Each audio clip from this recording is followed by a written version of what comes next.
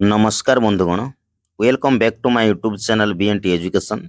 आसंतु आज नजर पकाइबा resolution of 6th MCM जहाँकि आपनकर डिसेंबर मासर अनुष्ठित होइतिला तार रिजोल्यूशन देखंतु 6th एमसीएम रो रिजोल्यूशन अधिवेशन नंबर 6 तारीख 22/12/2025 रिख अद्य तारीख 22/12/2025 रिख सोमवार दिन अपराह्न 3 घटिका समय आंभ विद्यालय बिरसा मुंडा कक्ष विद्यालय प्रधान शिक्षक बा प्रधान शिक्षयित्री सभापतित्व एक जरूरी बैठक अनुष्ठित हो जाइछि। ओडिशा विद्यालय शिक्षा कार्यक्रम प्राधिकरण पत्र संख्या 1300 पीईडी 25 अनुसार अनुष्ठित षष्ठ मासिक क्लस्टर स्तरीय बैठक बा 6th एमसीएम रो आलोच्य प्रसंग गुड़ी विद्यालय समस्त शिक्षक शिक्षयित्री वृंद को अवगत कराइबा निमंते एही बैठक अनुष्ठित होइतिला एवं बैठक रे निम्नलिखित प्रसंग गुड़ी स्थानित करा जाइथिला यथा एक रे प्रसंग 1 स्वागत और कार्यसूची सूचना प्रदान। यही अधिवेशन रे चलित शिक्षा वर्षर षष्ठ मासिक क्लस्टर स्तरीय बैठक बा 6th एमसीएम रे उपस्थित शिक्षक शिक्षयित्री मानकु स्वागत संबर्धना ज्ञापन पूर्वक उक्त बैठक रे आलोचना हेबाकु थिबा मोट 8 गोटी कार्यसूची सम्यक सूचना प्रदान करा जाइथिला। देन प्रसंग 2 पूर्व बैठक विषय वस्तुर पुनः आलोचना। यही अधिवेशन रे गत नवेम्बर मासरे अनुष्ठित होइतिबा पंचम मासिक क्लस्टर स्तरीय बैठक बा 5th एमसीएम रो विवरणी पठन पूर्वक उक्त बैठकर आलोच्य प्रसंग गुड़ी विद्यालय समस्त शिक्षक शिक्षयित्री वृंद को पुनः स्मरण करा जाइथिला। देन प्रसंग 3 डिसेंबर मासर शैक्षिक कैलेंडर। यही अधिवेशन रे चलित डिसेंबर मासरे शिशु बाटिका 3 श्रेणी विभिन्न विकासर दिग अंतर्गत पाठ्यक्रम लक्ष्य एवं उक्त लक्ष्य हासिल पर उद्दिष्ट एकाधिक शिक्षण फलाफल शिक्षण कार्य और शिक्षण सामग्री गुड़ी पुंखानुपुंख आलोचना करा सह प्रथम द्वितीय और तृतीय श्रेणी निमंते मौलिक साक्षरता और संख्या ज्ञान संपर्कित डिसेंबर मास पर उद्दिष्ट शिक्षण सामग्री अध्याय शिक्षण कार्य और प्रत्याशित फलाफल उपरे विस्तृत आलोचना करा जाइथिला।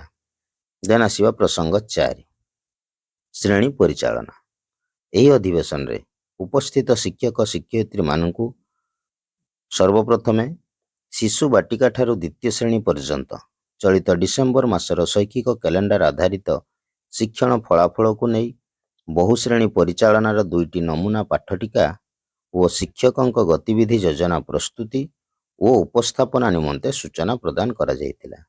यापर पुनश्च सेमानकु 2टी दल विभक्त करा जाय गोटे दल को तृतीय श्रेणी मौलिक साक्षरता और अन्य दल को संख्या ज्ञान पाठटिका और शिक्षकों गतिविधि योजना प्रस्तुति और उपस्थापना निमंते सूचना प्रदान करा जाइथिला। उभय दलर उपस्थापना परे साधन कर्मी तथा सीआरसीसी महोदय सामग्रिक भाव संक्षेपण करथिले। देन आसीबा प्रसंग 5 विद्यालय परिदर्शन और आलोचना।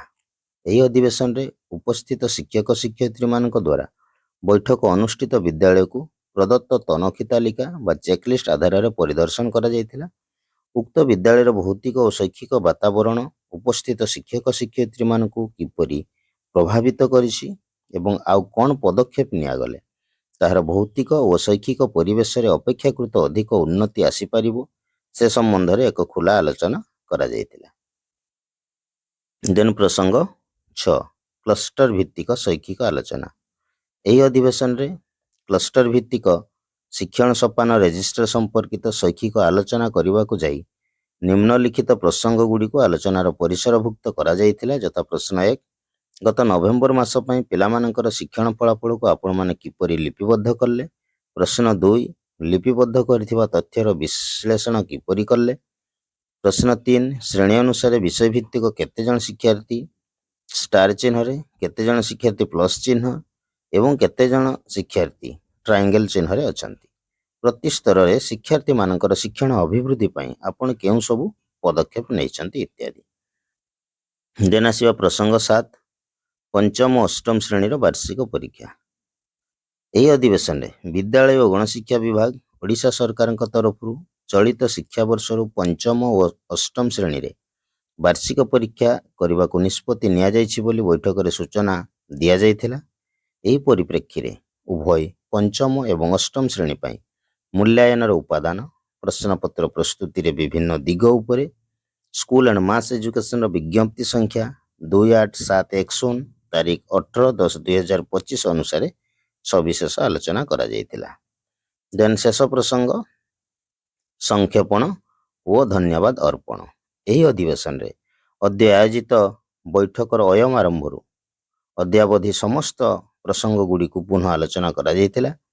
ପରିଶେଷରେ ଉପରୋକ୍ତ ପ୍ରସଙ୍ଗଗୁଡ଼ିକର ଆବଶ୍ୟକତା ଓ କାର୍ଯ୍ୟକାରିତା ଉପରେ ଗୁରୁତ୍ୱ ଆରୋପ କରାଯାଇ ସମସ୍ତଙ୍କୁ ଧନ୍ୟବାଦ ଅର୍ପଣ ପୂର୍ବକ ଅଦ୍ୟ ଆୟୋଜିତ ବୈଠକକୁ ସାଙ୍ଗ ଘୋଷଣା କରାଯାଇଥିଲା। ଆବାହକ ପ୍ରଧାନ ଶିକ୍ଷକ ବା ପ୍ରଧାନ ଶିକ୍ଷୟିତ୍ରୀ, ଉପସ୍ଥିତ ଶିକ୍ଷକ ଶିକ୍ଷୟିତ୍ରୀଙ୍କର ସ୍ୱାକ୍ଷର।